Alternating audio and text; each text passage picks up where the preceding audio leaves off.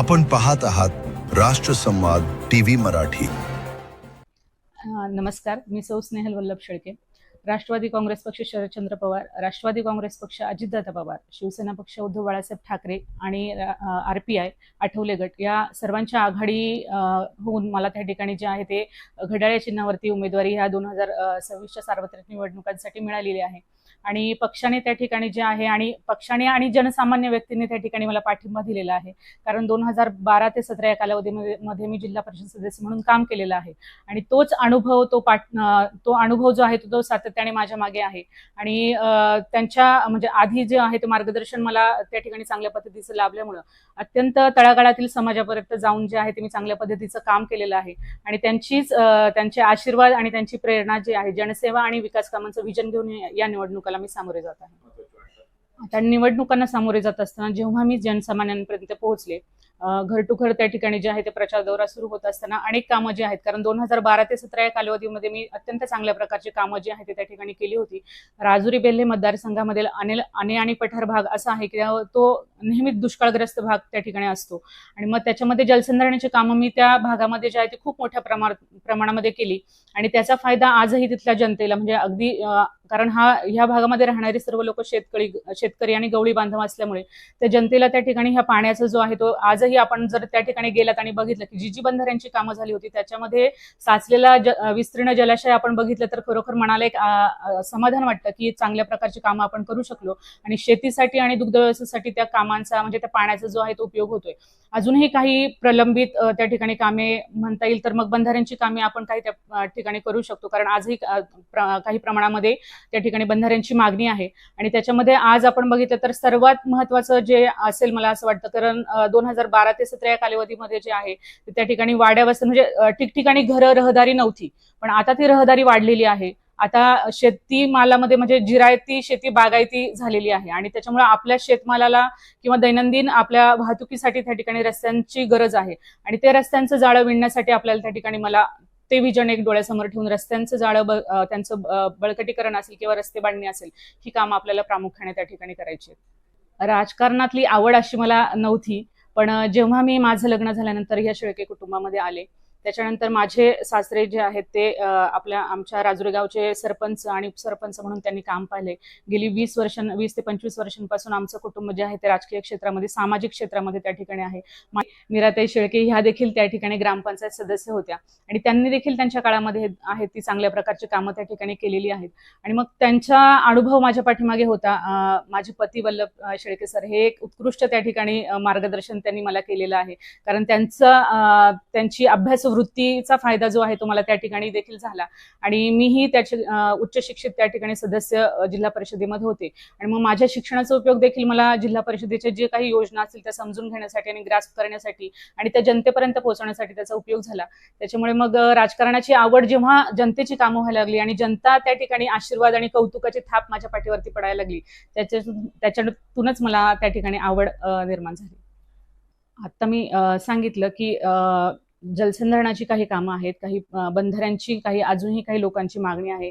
मग पूर्णच मतदारसंघामध्ये म्हणजे आणे पठार असेल किंवा गुंजाळवाडी असेल, मंगरुळ साकुरी ह्या भागांमध्ये काही बंधाऱ्यांची कामांची मागणी आहे आणि रस्त्यांची खूप मोठ्या प्रमाणात रस्त्यांचं जाळ्याची मागणी जी आहे ती खूप मोठ्या प्रमाणावरती मला लक्षात आलेली आहे, ती कामं आहेत। आणि आरोग्य आणि शिक्षण ह्या तर मूलभूत गरजा आहेत। प्रत्येक सर्वसामान्य आता उद्याची पिढी जर घडवायचं असेल तर जिल्हा परिषद शाळांमधून शिकणारे विद्यार्थी जे आहेत त्यांना भौतिक सुखसुविधांनी परिपूर्ण अशा शाळांची त्या ठिकाणी आवश्यकता आहे आणि शाळा ज्या आहेत त्या डिजिटल शाळा त्या ठिकाणी झाल्या पाहिजेत, त्या दृष्टीने देखील आपण प्रयत्न करणार आहोत। आणि आरोग्याच्या आज सर्वसामान्य जनता जी आहे ती आजही पीएससी मध्ये त्या ठिकाणी जात असते उपचारांसाठी, तर पीएससी मध्ये देखील आपल्याला त्या ठिकाणी चांगले बदल असतील किंवा पूर्ण क्षमतेने स्टाफ असेल या सर्व गोष्टी त्या ठिकाणी करायच्या आहेत।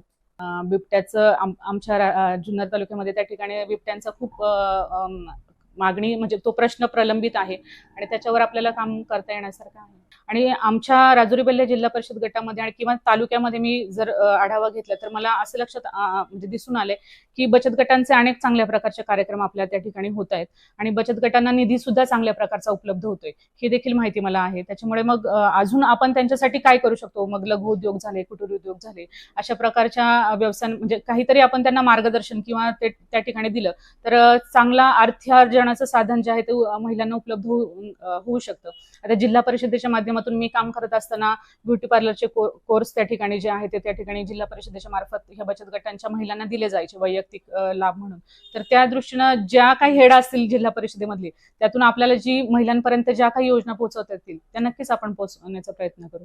कारण टेक्नो सेव्ही आपण म्हणतोय आज डिजिटल युग झालेलं आहे सगळं आणि व्हॉट्सअप असेल, इंस्टाग्राम असेल, ह्या सगळ्याच गोष्टी अगदी म्हणजे उमेदवार इझिली अवेलेबल होतोय. आम्ही देखील त्या ठिकाणी व्हॉट्सअपच्या माध्यमातून तर प्रत्येक जनतेशी त्या ठिकाणी आमचा संपर्क आहे, पण फोन नंबर देखील प्रत्येकाकडे सर्वसामान्य जनतेपर्यंत माझे महिला असतील किंवा ज्येष्ठ मंडळी असतील, तरुण वर्ग असेल, ह्या सर्वांनाच माझे असेल किंवा सरांचा माझे पती वल्लभ शेळके सर यांचा नंबर असेल किंवा आमचं समर्थ शैक्षणिक संकुल त्या ठिकाणी आहे. आम्ही तिथेच म्हणजे त्या ठिकाणी आमचं कार्यक्षेत्रच ते असल्यामुळे आम्ही इझिली त्या मध्यभागी राजुरी बेल्हे जिल्हा परिषद गटाच्या मध्यभागी आमचं कॉलेज आहे आणि इथेही राजुरीत आपण ज्या ऑफिसमध्ये बसलोय ते ऑफिस सर्वांना ऍक्सेसिबलच आहे. म्हणजे त्या दृष्टीनं तर आपण इझिली अवेलेबल आहोत. दांडगा अनुभव आणि तगडा जनसंपर्क आणि इझिली अवेलेबल असणारी मी ह्या माझ्या जमेच्या बाजू आहेत. कारण मी जिल्हा परिषदेमध्ये त्या ठिकाणी काम करत असताना 2012 साली लग्नाला मला 1.5 वर्ष झालं होतं आणि त्याच्यानंतर मला थोडासा लिमिटेशन्स होते की काही आता मुलं वगैरे झाल्यानंतर त्या ठिकाणी लिमिटेशन्स होते, पण आता ती कुठलीही गोष्ट नाही. आज दोन्ही माझी मुलं जी आहेत ती मोठी झालेली आहेत आणि माझं एकत्र कुटुंब आहे आणि इतके सपोर्टिव्ह सगळे जण असल्यामुळे माझा त्या ठिकाणी देखील कुटुंबाच्या बाबतीत देखील माझा खूप चांगल्या प्रकारचा पाठिंबा माझ्या मागे आहे आणि त्याच्यामुळे मग मला काम करताना अत्यंत चांगल्या प्रकारे त्या ठिकाणी मदत होऊ शकते. बरोबर आहे, मतदारांच्या वेगवेगळ्या अपेक्षा असणारच आहेत. कारण तरुण वर्ग असेल, मग शाळकरी मुलं असतील, महिला असतील, ज्येष्ठ मंडळी असतील, ह्या सर्वांचे प्रश्न वेगवेगळे आहेत आणि त्या ठिकाणी आपण काम करत असताना माझी काम करण्याची पद्धत वेगळी आहे. ह्या सर्व त्यांच्या अडचणी ज्या आहेत त्या समजून घेऊन त्यांच्या अपेक्षित जी काही त्यांच्या मागण्या असतील यावरती अभ्यास करून जे आहे ते कुठला प्रश्न कुठला प्राधान्यक्रम कसा द्यायचा ह्या दृष्टीने मी प्रयत्न करून त्या विभागांमधून त्या योजनांचा लाभ आपल्याला त्या घटकांपर्यंत पोहोचवण्याचा प्रयत्न करता येईल. मी मतदारांना हाच संदेश देऊ इच्छिते की 2026च्या ह्या सार्वत्रिक निवडणुकांना सामोरे जात असताना मतदारांनी 2012 साली देखील मला खूप चांगल्या प्रकारचा पाठिंबा आणि आताही अत्यंत मी जसं सांगितलं की दांडगा त्या ठिकाणी अनुभव माझ्या पाठीमागे आहे. आमचा जनसंपर्क अत्यंत चांगल्या पद्धतीचा आहे आणि तशाच पद्धतीनं काम करण्याची पद्धत देखील सर्वांना माहिती आहे. विकास कामांचा म्हणजे जिल्हा परिषदेमध्ये काम करत असताना मी 25 कोटी रुपयांचा निधी जो आहे तो जिल्हा परिषदेमधून आणला होता.